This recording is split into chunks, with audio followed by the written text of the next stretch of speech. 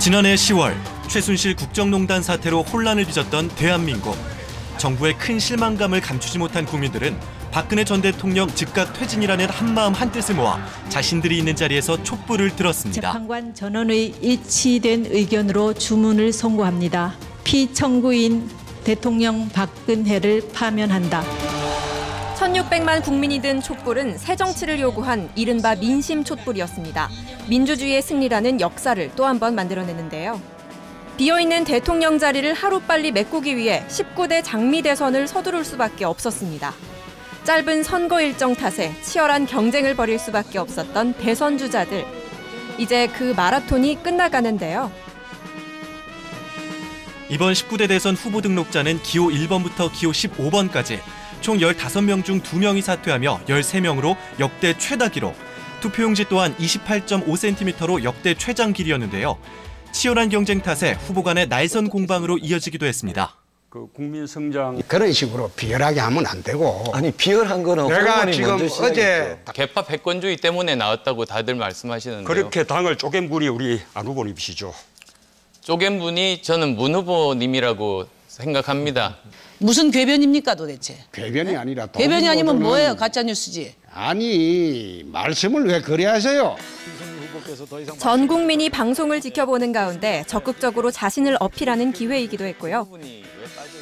국민들이 짧은 시간 안에 후보를 검증할 수도 있는 날카로운 시험대이기도 했습니다. 총 6차례에 걸친 19대 TV 토론, 과연 시민들의 표심에 얼마나 많은 영향을 미쳤을까요? 궁금한데요. 토론회를 보면서 좀 느꼈던 부분들이 생각했던 부분들하고 많이 차이가 있어가지고 조금 생각하는 부분들이 많이 바뀐 게 있습니다. 지지당을 선택하지 못한 우리 그 모든 유권자들이 많은 그런 결정을 할 수 있는 좋은 기회가 됐다라고 생각을 합니다. 원래 제가 마음에 두고 있었던 후보가 바뀐 건 아니었지만 그분을 투표하는데 다시 한번 확신을 서게 했던 귀중한 방송이었다고 생각합니다. TV 토론 못지않게 스마트한 시대에 한 획을 그은 SNS 활용까지 다양한 연령층의 민심을 잡기 위해 전과는 사뭇 다른 선거 유세전을 보이기도 했습니다. 확실히 친근하게 느껴지네요. 이번 선거는 이제 예전의 선거와는 달리 미디어를 많이 활용한 그런 선거였다 이렇게 생각합니다. 특히 이제 TV 토론의 영향력이 컸고요. TV 토론 못지않게 또 SNS의 영향이 컸다고 생각합니다. 이뿐만이 아닙니다. 각 후보들의 유세 현장을 생중계로 보여주기도 했는데요. 시민들과 실시간으로 소통하면서 온라인 표심을 사로잡았습니다. 후보자 입장에서 보게 되면은 자신의 관점에서 자신이 부각시키고자 하는 그런 정보나 장점 이런 것들을 자신의 관점에서 제작해서 유포할 수 있는 그런 장점이 있습니다. 그래서 후보 자신의 입장에서 자신의 장점이나 강점을 어필할 수 있는 그런 유용한 선거 수단이라 할 수 있겠습니다. 프로야구 1위 기아의 상승세를 몰아 시민들이 많이 찾는 야구장까지 유세 장소로 선택. 표를 얻기 위한 기싸움도 야구장의 열기만큼 만만치 않았습니다. 광주도 발전해야 하고 전라남도도 발전해야 하고 대한민국 모든 지역이 균형 발전을 해야 합니다. 광주의 발전과 호남의 발전을 위해서 안철수를 대통령으로 뽑아 주십시오.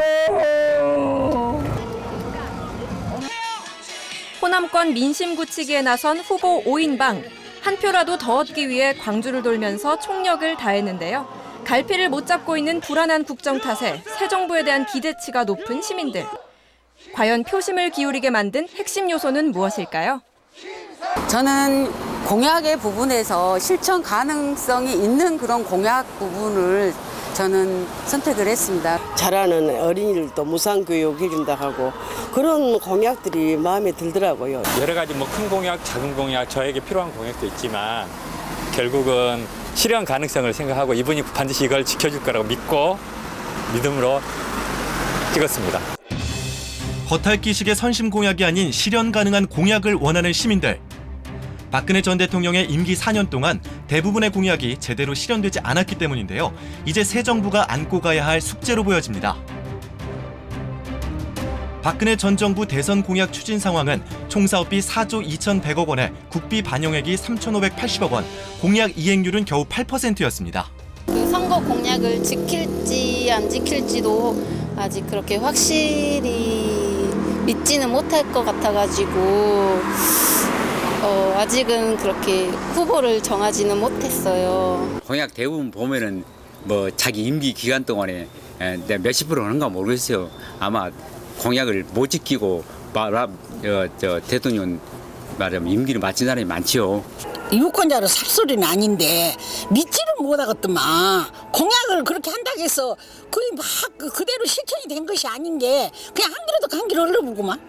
근데 공약만 하면 뭐합니까? 실천을 해야지. 역대 대통령들 여기 광주에 공약했어도 누가 그 공약을 지킨 사람이 있습니까? 없어요.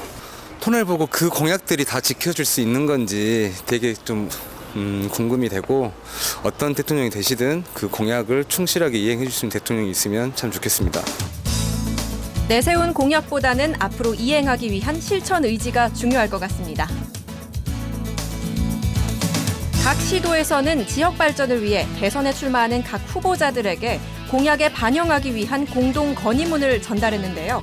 과연 광주시는 어떤 공약을 제안했을까요? 우리 시에서는 지난 3월 14일이죠. 시도민의 뜻을 모아서 친환경 자동차와 에너지 신산업, 문화융합 콘텐츠 산업, 그리고 5.18 진실규명, 국가 주도 공공항 이전, 스마트 에너지티 등이라고 하는 다소 묵직한 공약들을 제시를 했었는데, 주요 대선 후보와 그 각 정당에서 우리가 제안한 사업들을 대부분 반영해 주었습니다. 광주 시민의 역사적 아픔이 스며들어 있는 5.18 민주화운동, 이제 곧 37주년을 앞두고 있는데요. 5.18 민주화 정신 계승을 위해 묘역을 찾아 직접 참배에 참여한 대선 주자들의 공약은 5.18과도 관련이 있기 때문입니다. 과연 5.18 진실규명단에서는 어떤 공약을 제안했을까요? 헬기 사격, 그리고 발포 명령자들을 포함한 5.18 완벽한 진실규명, 그리고 국가 차원에 있어서의 5.18 진실규명 특별위원회를 만들어달라. 그리고 세 번째로는 국가 차원에 있어서 5.18 국가보고서를 채택 발간해달라라고 이렇게 요구를 했었는데, 문재인 후보께서는 5.18 광주 정신을 헌법 전문에 수록을 하겠다라고 이렇게 한 가지를 더 얘기를 해왔었습니다. 그리고 국민의당 안철수 후보에게도 똑같은 요구를 했었는데, 미공개 군 기록물 공개 의무화와 관련 기록물 폐기 방지를 위한 5.18 기록물 관리에 관한 법률을 제정을 하겠다. 그리고 5.18 기록물들을 DB화시키겠다. 그리고 국제적 기념사업을 전개하겠다라고 이렇게 저희들의 제안을 수용을 했습니다. 5.18 민주화 정신의 공약을 받아들인 정당들. 이제 대선이 하루 앞으로 다가온 가운데 국민통합, 교육, 복지, 안보 등 다양한 분야의 공약을 내세운 후보들에게 기대를 걸게 되는데요. 광주 시민의 표심을 잡기 위한 공약으로 후보 5인방은 뜨거운 지지를 호소하기도 했습니다. 광주를 문화융합형 4차 산업의 중심 도시로 육성하고 미래형 자동차 생산기지와 부품단지 조성 등의 공약을 내세운 더불어민주당의 문재인 후보. 호남 일자리를 가장 많이 만들어낸 대통령, 호남 경제를 부흥시킨 대통령, 오로지 그것으로 평가받겠습니다. 자유한국당 홍준표 후보는 군 공항 이전과 스마트시티를 조성하고 농수산 전력 분야, 사물인터넷 시범특구 조성 등을 공약으로 내세우며 지지를 호소했는데요. 이번에는 그래도 10%는 해주지 않을까. 딴 사람 90% 찍든 말든 저는 광주에서 10%만 찍어주면 내가 은혜를 갖겠습니다. 미래 변화, 혁신을 앞세운 국민의당 안철수 후보는 아시아 문화 중심 도시를 조성하고 5.18 민주화운동 진상규명 등의 공약을 완성하겠다고 다짐했습니다. 제가 넘어졌을 때 손잡아 일으켜 주신 것도 호남입니다. 이제는 대통령을 만들 시간입니다. 그렇게 해주시겠습니까, 여러분? 안보 튼튼 국방력을 책임지겠다고 외친 유승민 후보는 고령 친화 신산업 육성과 광융합기술 플랫폼 구축 등의 공약을 내세웠습니다. 저 유승민이 새롭게 시작하는 새로운 보수, 새로운 정치는 바로 5.18 민주화 운동 그 정신과 맥이 닿아 있습니다. 유일한 홍일점 심상정 후보는 5.18 진실규명과 구 전남도청 원형 보전 등의 약속을 하며 준비된 대통령임을 호소했습니다. 우리 정의당 좀 키워주십시오. 그것이 바로 여러분들의 삶을 바꾸는 길입니다. 심상정의 지지율만큼 대한민국 개혁이 앞으로 나아갈 것입니다. 19대 대선에 처음으로 시행된 사전투표는 1,107만 명이 참여하며 높은 투표율을 보였는데요. 나라를 바꾸기 위한 국민들의 노력이 느껴집니다. 특히 광주, 전남, 세종시가 가장 높은 투표율을 보였습니다.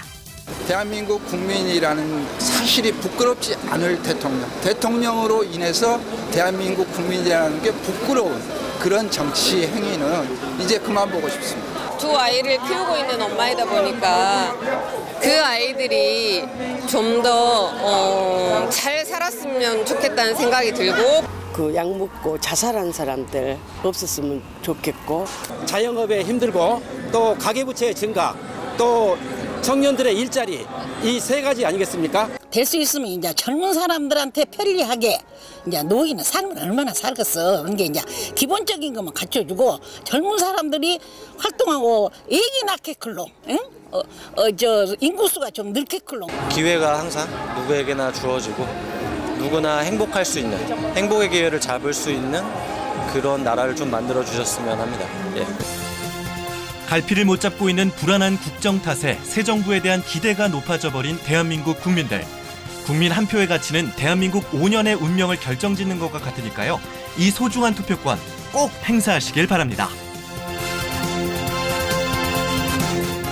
네, 저도 그동안 TV 토론을 통해서 이 대선 후보들을 면면히 살펴보고 있었는데요. 네, 투표를 하기 전에 정보를 이렇게 자세히 알고 투표를 하면 좋을 것 같네요. 네, 맞습니다. 이번 선거 유세 기간에도 굉장히 말이 많았습니다. 온갖 말들이 많았는데 이번만큼은 자신의 말에 책임질 줄 아는 대통령이 당선이 됐으면 좋겠습니다. 네, 이번에 대선 선거 운동 기간이 총 23일이었는데요. 오늘까지 해서 막을 내리고 드디어 내일 선택의 날이 왔습니다. 그동안 후보자들의 선거 유세와 또 TV 토론을 통해서 이 선거전이 아주 뜨거웠었는데요. 더불어서 박근혜 전 대통령이 파면되면서 우리 국민들도 이번 선거에 아주 관심이 높은 상태입니다. 네, 이번 사전 투표율 결과를 봐도 전국적으로 이 대선에 대한 관심이 높다는 걸 알 수 있는데요. 대선을 앞두고 대선 선거 양상과 민심을 자세하게 짚어보기 위해서 전남대 정치외교학과 조정관 교수 모시고 얘기 나눠보도록 하겠습니다. 안녕하십니까? 안녕하세요. 네, 선거 초기부터 후보 단일화가 화두였습니다. 결국에는 5명 모두 완주를 선택했는데요. 지난 역대 그 단일화 사례를 보면 일단 지난 대선에서 문 후보와 안 후보가 단일화를 했었고요. 2002년에는 고 노무현 전 대통령과 정몽준 씨가 단일화를 했었고 또 지난 1997년에는 이제 고 김대중 전 대통령과 그리고 김종필 전 국무총리가 손잡고 단일화를 했었습니다. 그런데 이번에는 5명 모두 완주를 선택했습니다. 이런 양상에 대해서 우리 교수님은 어떻게 보십니까? 예, 이제 과거의 단일화라는 것은 진보하고 보수가 이렇게 서로 갈라져 가지고 있을 때 어느 쪽이 이기느냐. 그래서 상당히 긴 기간을 가지고서 고민을 하면서 사실은 진행됐는데 이번 선거는 아까 비디오에서 나온 것처럼 박근혜 대통령 탄핵으로 인해서 갑자기 된 선거잖아요. 시기가 짧으니까 그만큼 유동성도 높아지고 사람들이 어떻게 될 줄 모르는 거예요. 그리고 이번 선거가 끝나고 나면 아마도 정당들 간의 정계 개편까지 이루어질 것으로 예상을 하기 때문에 서로 이제 표를 많이 못 받더라도 끝까지 가는 게 남는 장사다. 이렇게 후보들이 그렇게 생각하는 측면이 하나 있고요. 또 하나는 이제 지난번 총선에서 1년 전 총선에서 다당제를 드디어 우리가 하게 된 거 아닙니까? 국민의당이라는 당이 호남의 어떤 지지를 기반으로 해가지고 제3당이 되면서 그래서 다당제를 해봤어요, 이제는. 그래서 양당으로만 가면 안 된다라고, 양당으로만 가지 않으면 안 된다라는 생각도 좀 없어진 거죠. 그래서 선거 전략상으로도 그렇고 시간적으로도 그렇고 단일화할 그런 어떤 인센티브랄까요? 그런 유인 구조가 없는 그런 선거였다. 이렇게 말할 수 있습니다. 예. 또 단일화가 사라지면서 이 표심이 단일화가 될지 상당히 궁금증을 낳고 있는데 어떻게 보세요? 맞습니다. 오늘 아마 모든 정당에서 표심이 우리를 향해서 단일화되고 있다라고 얘기를 할 거예요. 그런데 아까 말씀드린 것처럼 여러 후보들이 나와 있는데 각자 이렇게 각축하는 그 그라운드가 땅이 상당히 좀 두 갈래가 나눠져 있어요. 하나는 뭐냐면 보수가 없던 그리고 호남 지역 같은 경우에는 문재인 후보하고 안철수 후보 간에 굉장히 강하게 부딪히고 있는 상황이고 제가 볼 땐 굉장히 팽팽한 것 같아요. 네. 뭐 각각 지지자들에 따라 생각은 다르겠지만 그리고 이제 영남 지방으로 가면은 보수 후보가 없는 상황에서 3분 정도, 3가지 정도로 나눠져 가고 있는 것 같아요. 세대에 따라서. 그래서 홍준표 후보를 어쨌거나 보수로서 지키고 싶은 그런 좀 어르신들이나 또 농촌 지역 유권자들이 좀 있는 것 같고 도시의 20, 30, 20대에서부터는 50대 유권자층은 문재인이냐 안철수냐를 가지고 고민을 많이 하고 있는 것 같고 뭐 이런 상황이기 때문에 어느 한쪽으로 확 쏠리지는 않지 않겠느냐라는 생각은 듭니다. 그러나 요즘 이제 여론조사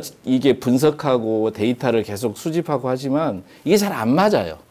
지난번 총선 때도 굉장히 많이 안 맞았어요. 지난번 총선 때 모두 다 새누리당이 일당 될 거라고 생각했는데 더불어민주당이 일당이 됐잖아요. 그래서 지금 제가 하고 있는 얘기도 맞는지 안 맞는지 잘 모르겠어요. 네, 그만큼 좀 기존의 대선 운동보다 이번 대선 선거 운동도 좀 다른 점들이 있었을 것 같아요. 어떻게 차별점이 있었나요? 예, 맞습니다. 아까 말씀드린 것처럼 선거에 대한 준비 기간 자체가 별로 없었단 말이에요. 그래서 어떻게 보면 후보를 자세히 알 수 있는 시간도 좀 부족한 측면도 있었고 정책을 중심으로 큰 이슈가 서로 부딪히거나 이러질 않고 네거티브가 중심이 많이 됐어요.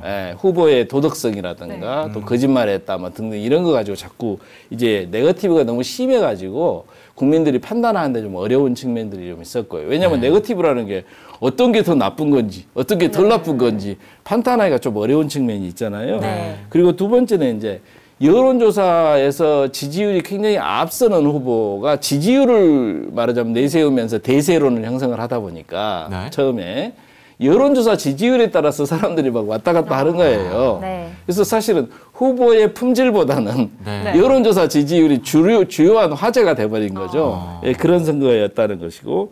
그런데 아까 말씀드린 것처럼 가장 중요한 것은 보수 후보가 없는 거예요. 그래서 어떻게 보면 우리 호남 사람들 입장에서는 편안하게 후보들을 선택할 수 있는 그런 선거였다. 이렇게 얘기를 할 수 있을 것 같아요. 네, 그렇군요. 또 이번 대선에서 최초로 사전투표를 도입을 했는데요. 이 사전투표율이 26.06%를 기록했습니다.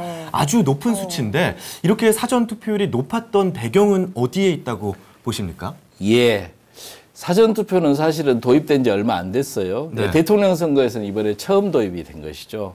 지난번 총선 때 우리가 한번 해봤고 이번에 대통령 선거 때 해봤는데 먼저 첫째는 우리가 아까 나왔던 것처럼 촛불이 있었잖아요. 촛불이 있었기 때문에 사람들은 이제 대통령 우리가 잘 뽑아야 되겠다.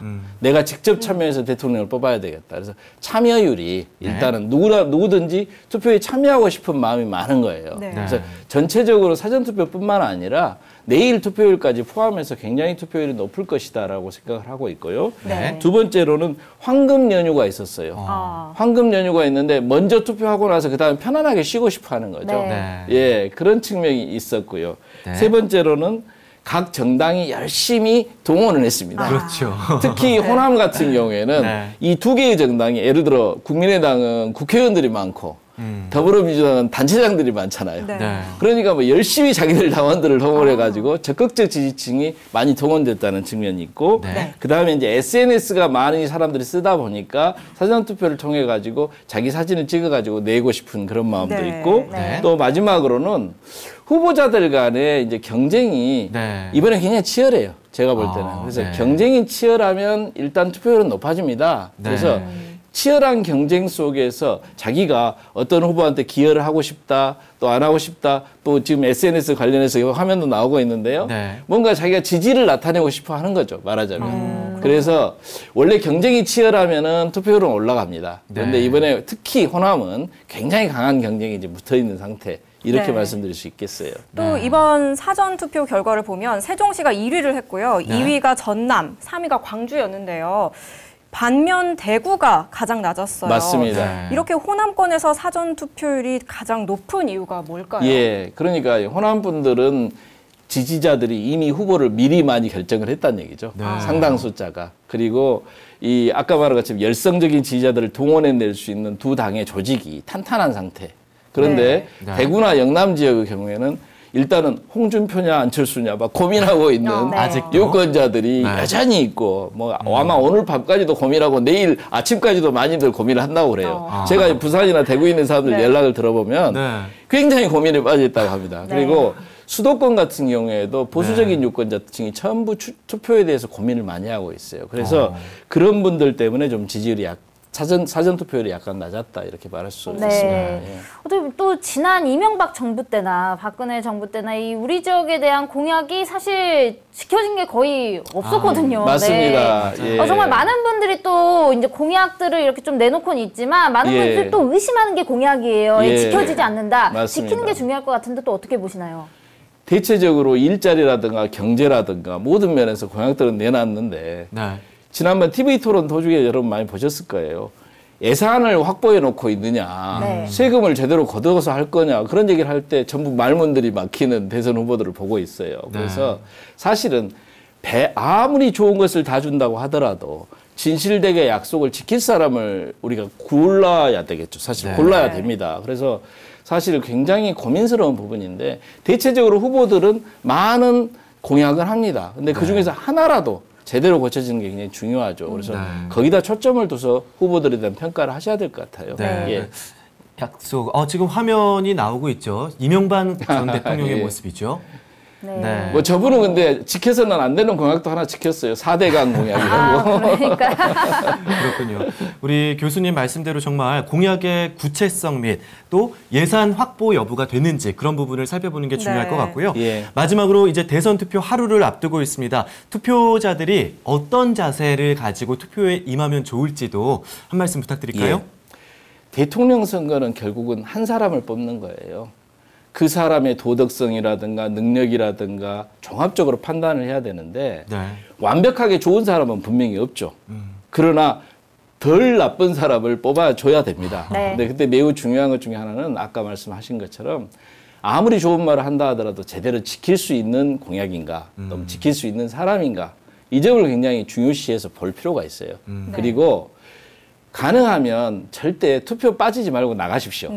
내일 아마 투표에 얼마나 자기 지지자들이 오르냐에 따라서 문재인이든 안철수든 홍준표든 뭐 여러 후보들 중에 어떤 분이 결정이 될 것 같아요. 그래서 내 표 하나가 진짜로 내 표 하나가 대통령을 결정한다 이렇게 생각하시고 투표장에 나가셔야 될 것 같습니다. 5월 9일 투표 내일이죠. 선거를 앞두고 선거 양상과 민심에 대해 쭉 짚어봤는데요. 오늘 도움 말씀 주셔서 감사합니다. 고맙습니다. 네.